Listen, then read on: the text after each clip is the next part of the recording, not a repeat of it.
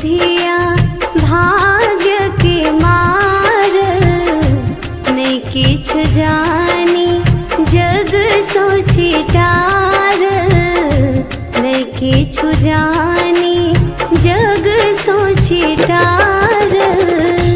बेटे के कली को मान धरो माहे, बेटे के कली को मान धरो माहे, बुद्धि विवेक दान करो माहे, बुद्धि विवेक दान करो।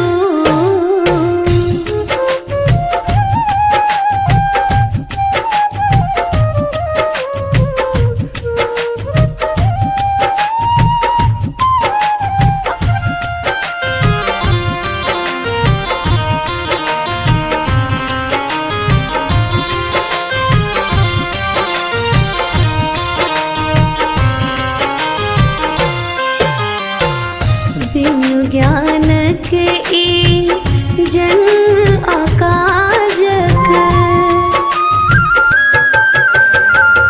बिनु ज्ञानक ई जन्म अकाजक।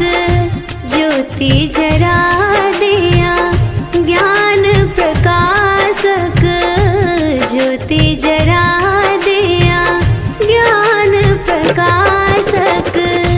पुत्र के दुख का निदान करो माहे, पुत्र के दुख का निदान करो माहे, बुद्धि विवेक दान करो माहे, बुद्धि विवेक दान करो।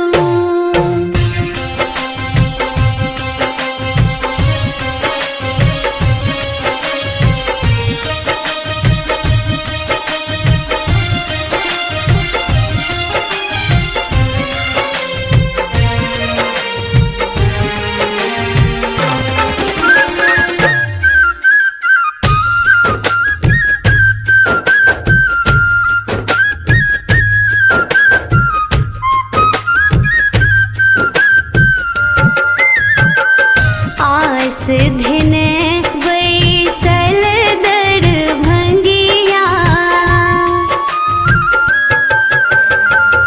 आस धिने बैसल दरभंगिया। लवली के भाग्य जगे बै कहिया, लवली के भाग्य